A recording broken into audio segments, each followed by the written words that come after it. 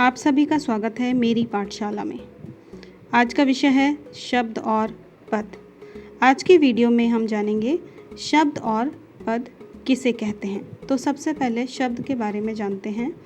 शब्द एक से अधिक वर्णों के मेल से बने सार्थक वर्ण समूह शब्द कहलाते हैं। वर्णों का जो मेल होता है उससे जो शब्द बनते हैं, जैसे गीता, जीवन, दिन, सूरज, मेज इत्यादि, ये सभी शब्द कहलाते हैं। शब्द वर्णों के मेल से बनते हैं।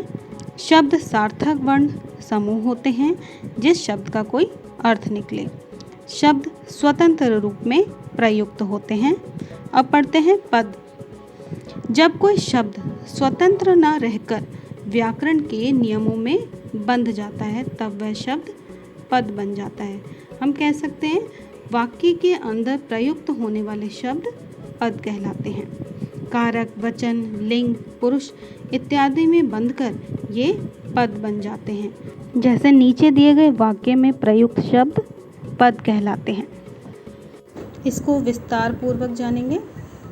दूसरे शब्दों में कहा जा सकता है कि जब सार्थक वर्ण समूह अर्थात अर्थपूर्ण शब्द का प्रयोग वाक्य में किया जाता है तो उस शब्द को पद कहते हैं। अब यह केवल शब्द नहीं रह जाता, बल्कि यह शब्द वाक्य में लिंग, वचन, सर्वनाम, क्रिया, विशेषण इन सभी को दर्शाता है।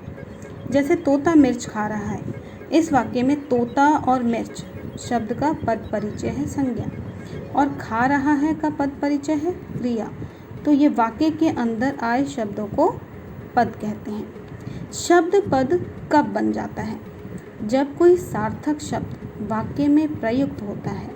सार्थक शब्द वे होते हैं जिनका कोई अर्थ होता है, तब उसे पद कहते हैं। पर जब इसका प्रयोग वाक्य में होता है तो इसका रूप बदल जाता है, इसलिए वाक्य में प्रयुक्त होने पर शब्द को पद कहा जाता है।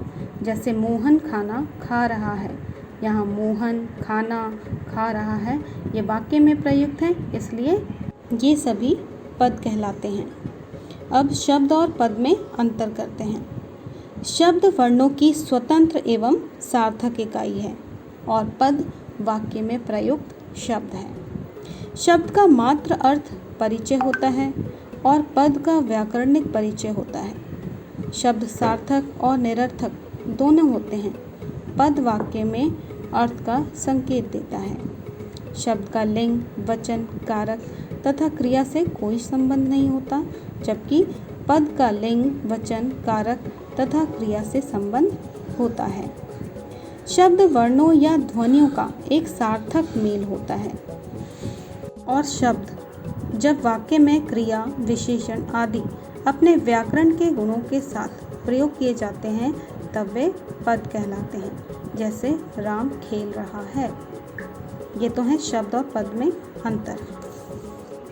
अब बहुविकल्पीय प्रश्नों द्वारा कुछ अभ्यास कार्य कर लेते हैं। पहला प्रश्न है, जब कोई शब्द स्वतंत्र न रहकर व्याकरण के नियमों में बंध जाता है तब वह क्या कहलाता है? पदबंध, पद, वाक्य या कोई नहीं? उत्तर है पद। दूसरा प्रश्न है, सार्थक शब्द कौन सा है? कलम, लमक दोनों सही है या इन दोनों में से कोई नहीं? कलम, कलम का अर्थ होता है लेखनी, इसलिए लेखनी, कलम सार्थक शब्द है। एक से अधिक वर्णों के मेल से बने सार्थक वर्ण समूह क्या कहलाते हैं? पद, वाक्य, शब्द या इनमें से कोई भी नहीं? सही उत्तर है शब्द। अगला प्रश्न है, शब्द किसके मेल से बनता है? वर्णों के मेल से, वाक्य के मेल से, पदों के मेल से? सभी सही हैं। सही उत्तर है वर्णों के मेल से। अगला प्रश्न है, वाक्य में प्रयुक्त सार्थक शब्द कहलाते हैं पद, सर्वनाम, क्रिया या संज्ञा? सही उत्तर है पद। अगला प्रश्न है, शब्द कब पद बन जाता है? जब स्वतंत्र होते हैं, जब वाक्य में प्रयोग होता है, जब संज्ञा से मिलता है या सर्वनाम बन जाता है। यह उत्तर है जब वाक्य में प्रयोग होता है तब शब्द पद बन जाता है। अगला प्रश्न है, शब्द होते हैं सार्थक, स्वतंत्र व सार्थक, स्वतंत्र व निरर्थक या कोई भी नहीं। और तो सही उत्तर है स्वतंत्र व सार्थक। अगला प्रश्न है, जब तक शब्द का प्रयोग वाक्य में नहीं किया जाता वे क्या कहलाते हैं? पदबंध, पद, शब्द, कोई नहीं। सही उत्तर है शब्द। गंगा भारत की पवित्र नदी है, वाक्य में प्रयुक्त गंगा क्या कहलाता है? पदबंध, पद, शब्द या कोई भी नहीं। सही उत्तर है पद। प्रयोग के आधार पर शब्द के कितने भेद होते हैं? विकारी शब्द, अविकारी शब्द, विकारी और अविकारी शब्द, कोई नहीं। 2 भेद होते हैं, विकारी और अविकारी। अगला प्रश्न है, राम आम खा रहा है, वाक्य में प्रयुक्त राम क्या कहलाता है? पदबंध, पद, शब्द या कोई भी नहीं। उत्तर है पद। शब्द की परिभाषा क्या है? वाक्य के अंदर आने वाले शब्दों को शब्द कहते हैं। शब्द पद होते हैं।